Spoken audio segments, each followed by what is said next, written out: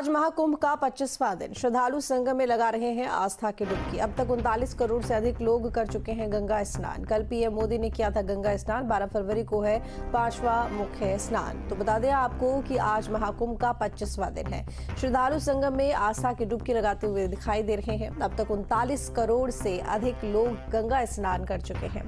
कल प्रधानमंत्री मोदी पहुंचे थे गंगा स्नान करने के लिए। 12 फरवरी को 5वां मुख्य स्नान है, यानी कि 12 फरवरी को पूर्णिमा का दिन, जिस दिन विशेष स्नान होगा।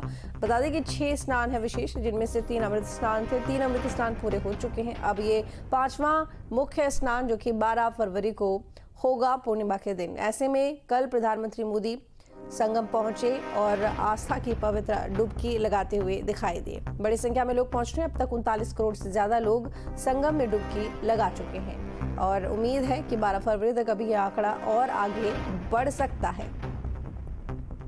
अविनाश हमारे साथ में जुड़े हुए हैं मामले पर अपडेट के लिए। अविनाश, अब तक 39 करोड़ लोगों ने संगम में डुबकी लगा ली है। 12 फरवरी को मुख्य स्नान है। जाहिर तौर पर अब यह आंकड़ा कहा जा सकता है कि यह 40-42 के आसपास जा सकता है।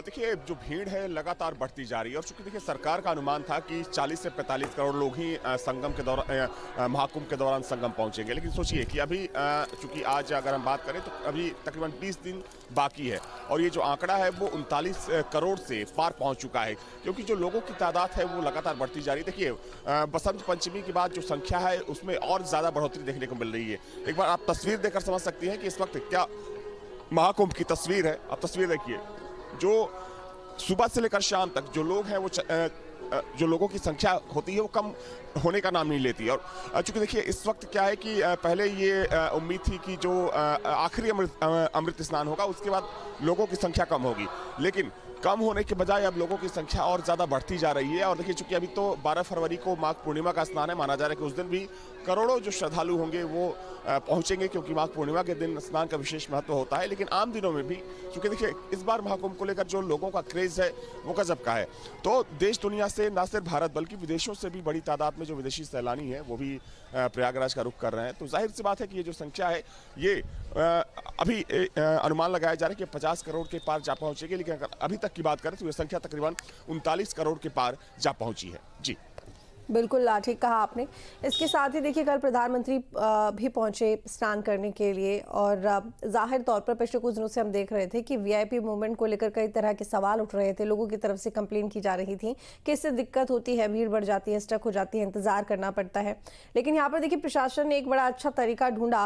वो सड़क मार्ग से गए ही नहीं, हेलीकॉप्टर से पहुंचे। उसके बाद उन्होंने यहाँ पर जाहिर तौर पर नौका का इस्तेमाल किया महासंगम तक पहुंचने के लिए, महाकुंभ तक पहुंचने के लिए, जिससे ये तो साफ जाहिर होता है कि सरकार इस बात को भली भांति समझती है कि वीआईपी मूवमेंट से लोगों को दिक्कत है तो उस तरफ नहीं जाना है।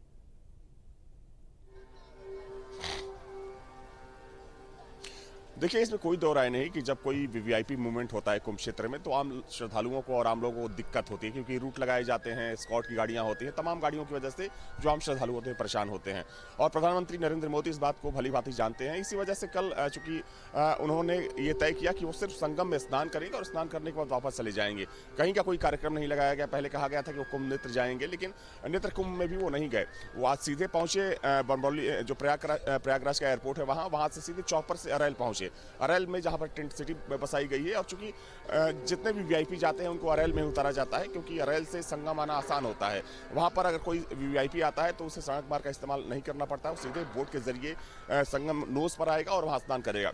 तो प्रधानमंत्री नरेंद्र मोदी ने भी उसी तरीके को अपनाया और सीधे अरैल पहुंचे। अरैल से बोट के जरिए वे और सीएम योगी सीधे संगम तट पहुंचे। यहाँ पर स्नान और ध्यान के बाद प्रधानमंत्री मोदी यहाँ से रवाना हो गए। तो निश्चित तौर पर देखिए वीआईपी मूवमेंट की वजह से लोग परेशान ना हो, श्रद्धालु परेशान ना हो, इसका भी खास ख्याल सरकार रख रही है। क्योंकि इससे पहले की बात करें तो कई बार लोगों की तरफ से या फिर संस्थाओं की तरफ से ये सवाल खड़ा किया गया था कि वीआईपी मूवमेंट कम से कम होना चाहिए, क्योंकि देखिए कुंभ वो क्षेत्र है जहां पर पैर रखने की जगह नहीं होती है। वैसे में अगर आप वीआईपी मूवमेंट करते हैं तो जाहिर सी बात है कि उससे लोग परेशान होंगे, लोगों में नाराजगी होगी। हालांकि वीआईपी मूवमेंट पूरी तरीके से बंद हो चुका है कुंभ क्षेत्र में। हाँ, शुरुआती दौर में देखा गया था कि कुछ वीआईपी मूवमेंट यहाँ पर हुए थे, जिसकी वजह से लोग परेशान हुए थे, लोगों ने सवाल खड़े किए थे, लेकिन अब वो जो प्रचलन है पूरी तरीके से यहाँ पर बंद दिख रहा है। अविनाश, अभी औसतन अगर प्रतिदिन की बात करें इस अमृत स्नान के बाद में जो हाल ही में हुआ बसंत पंचमी के बाद, कितनी संख्या में लोग प्रतिदिन स्नान कर रहे हैं, कितनी संख्या में लोग पहुंच रहे हैं महाकुंभ?